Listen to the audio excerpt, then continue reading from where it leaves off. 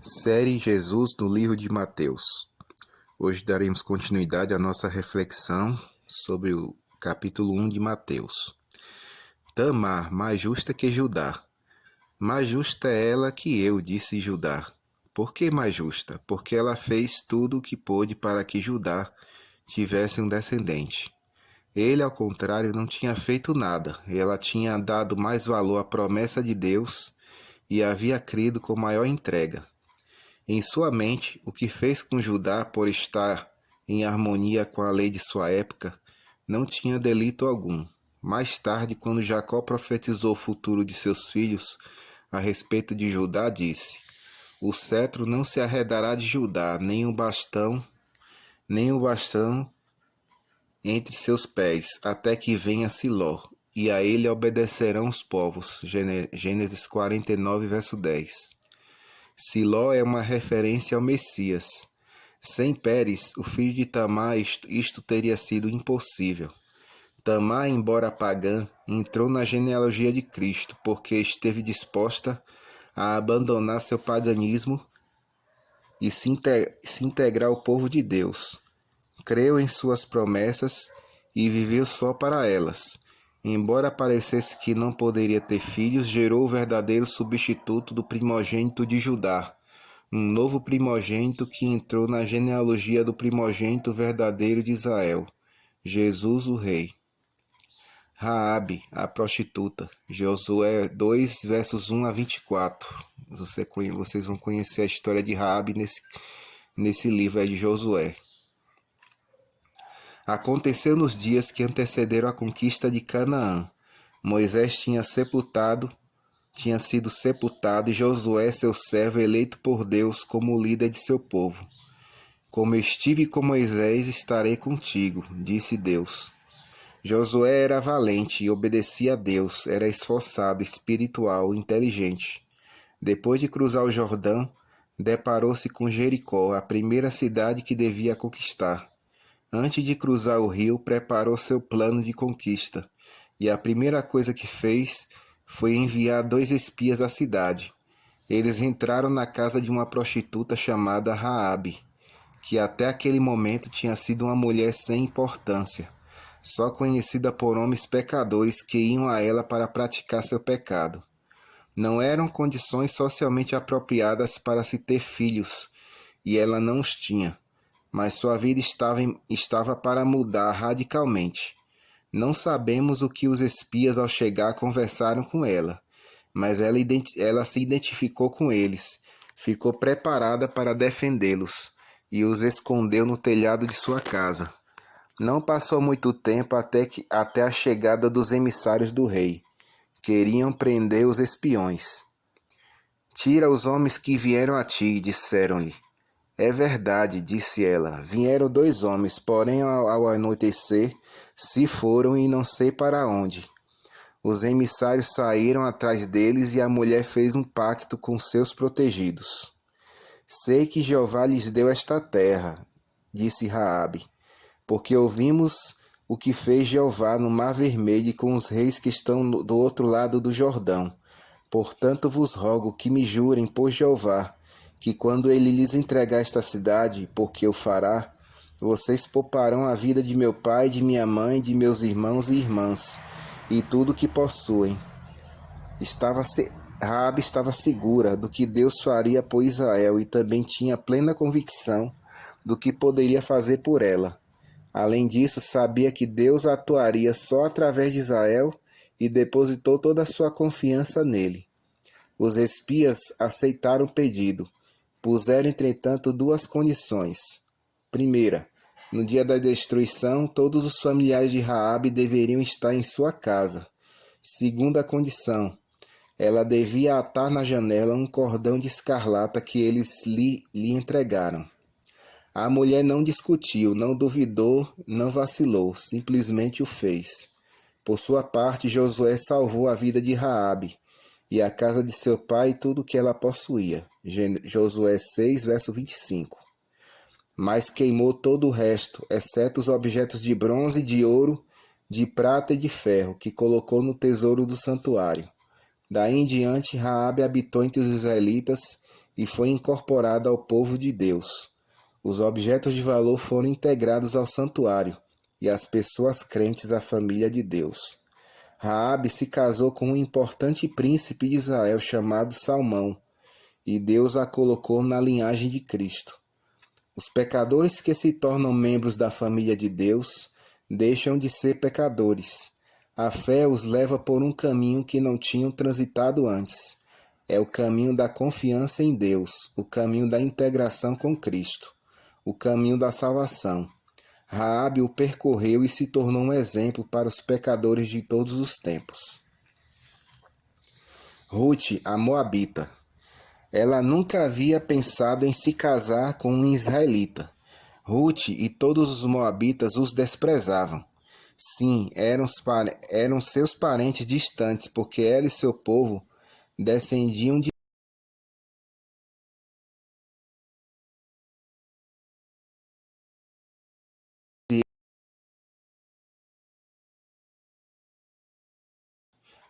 Além disso, para se casar com um israelita, Ruth teria que viajar a Israel, algo impensável na ocasião. Mas às vezes a vida coloca as pessoas em circunstâncias muito inesperadas. Veio uma fome em Israel e uma família de Belém decidiu se mudar para os campos de Moabe.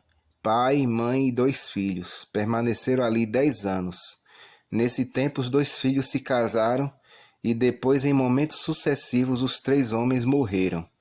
Moabe já não oferecia boas perspectivas para as viúvas. Em realidade, tudo era negativo. O que fazer? Só há uma possibilidade, concluiu Noemi. Voltar para Israel. Pelo menos ali tinha parentes e as leis de Israel, que protegiam as viúvas. Poderiam favorecê-la.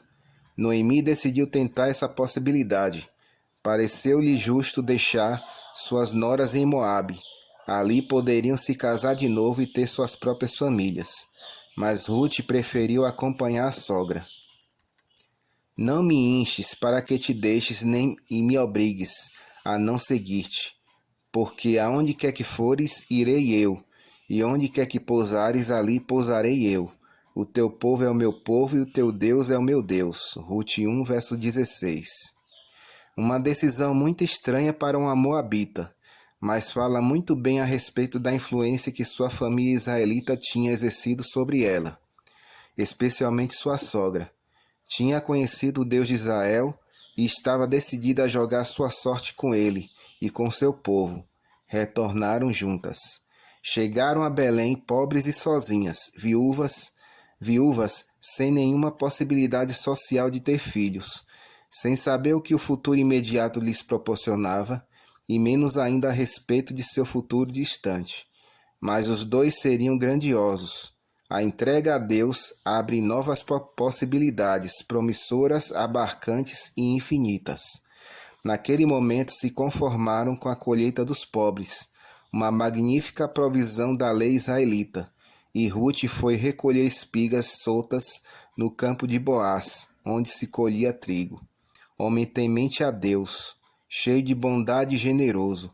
Foi uma alegria descobrir que era parente de Noemi.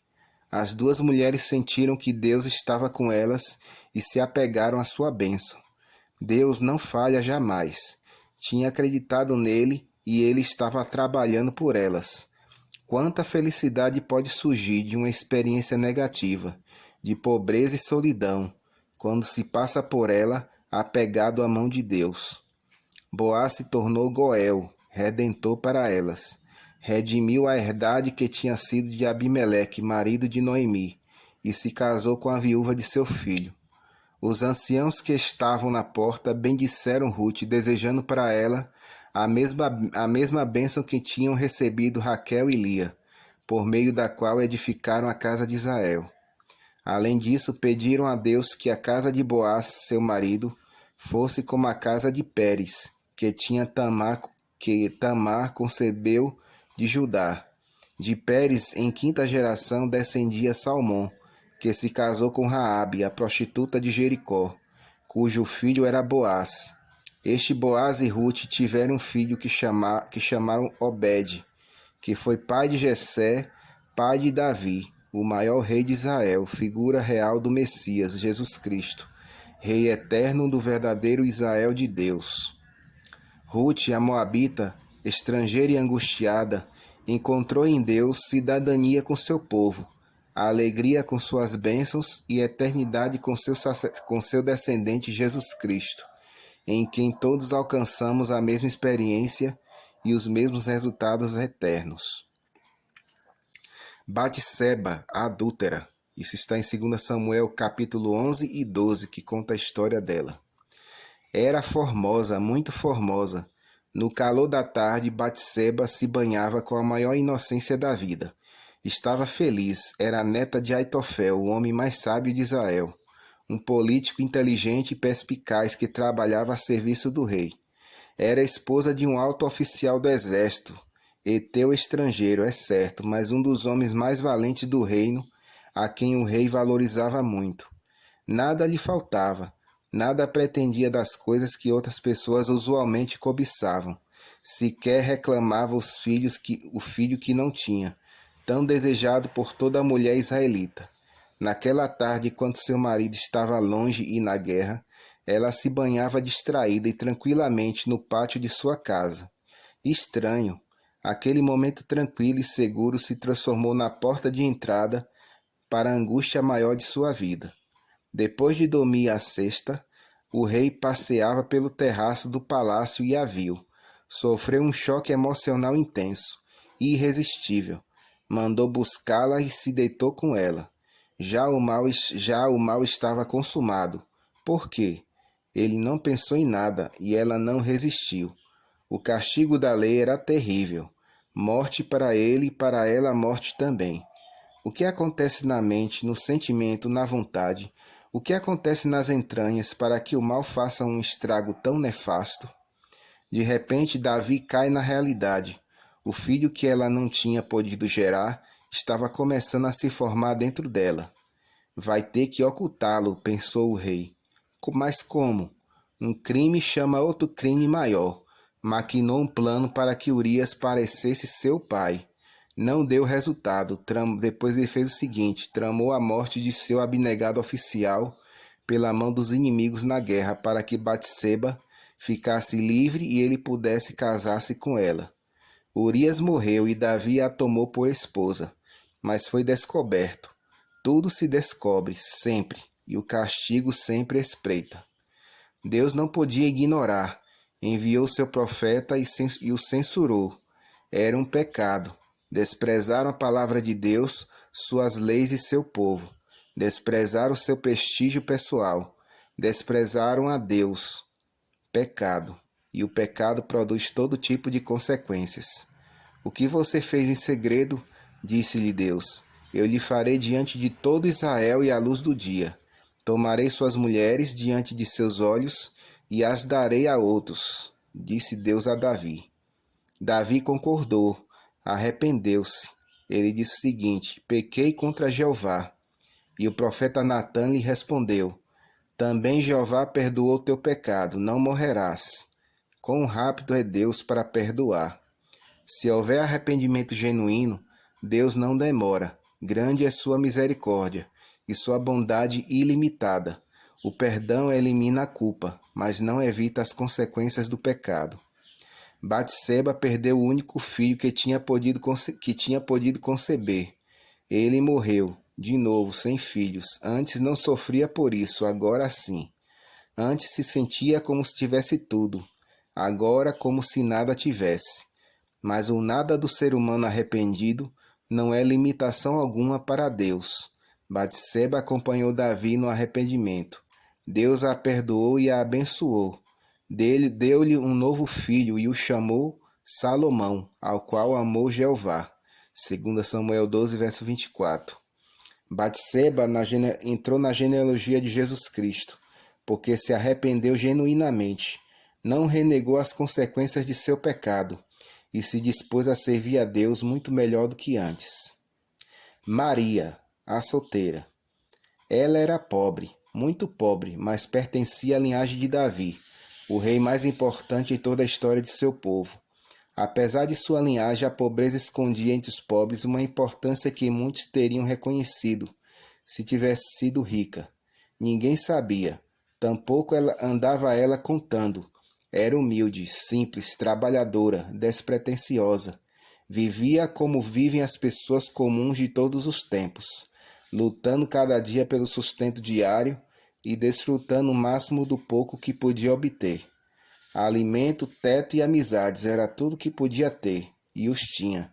Era filha de uma anônima família da qual nada se sabe, salvo as informações que há sobre sua prima, Isabel, mais tarde mãe de João Batista.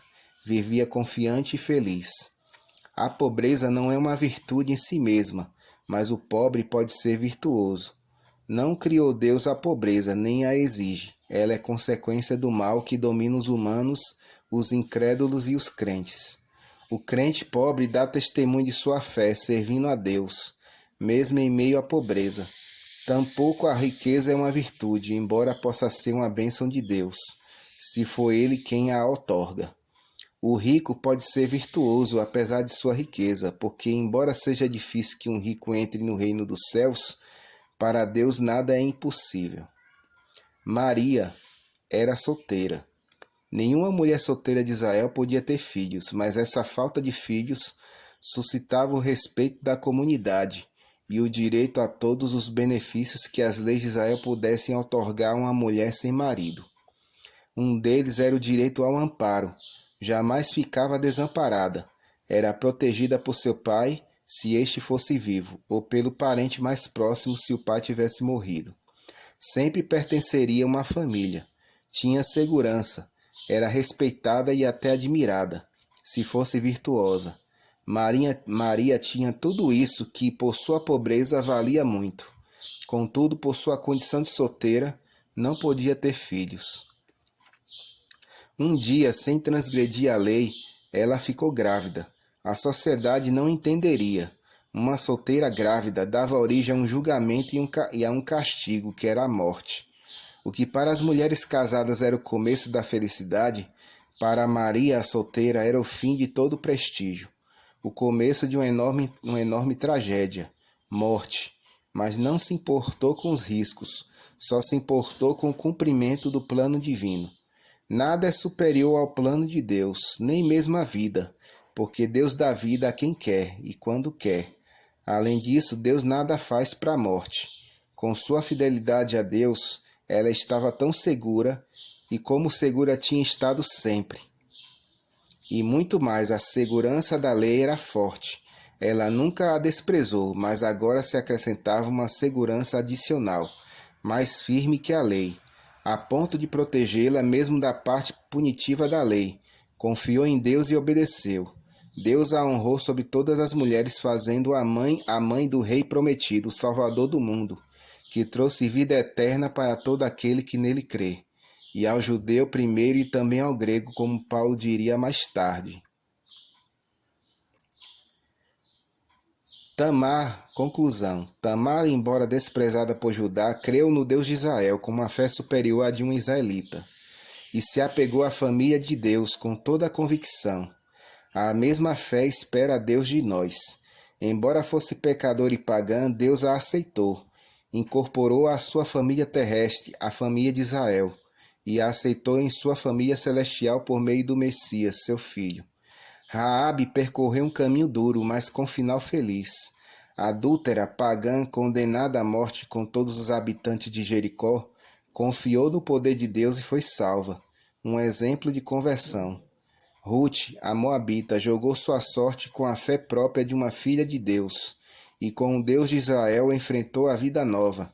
Fé, determinação, sabedoria e obediência. Distante de Deus, tornou-se próxima, e todos os afastados de Deus com a experiência dela, sabem que Deus também os aceita. Batseba, adúltera, condenada à morte, voltou para a vida porque se arrependeu. O arrependido sempre consegue o perdão de Deus. Não há outra maneira, só arrependimento, não há outra forma, só o perdão de Deus por Jesus Cristo. Com Maria, todos aprendemos que o plano divino é o melhor e resolve toda a situação complexa da vida. Não importa se é perigosa ou trágica, impossível ou realizável, Deus tudo resolve com o presente da salvação e o dom da vida eterna. Essa é a nossa reflexão de hoje. Que Deus abençoe.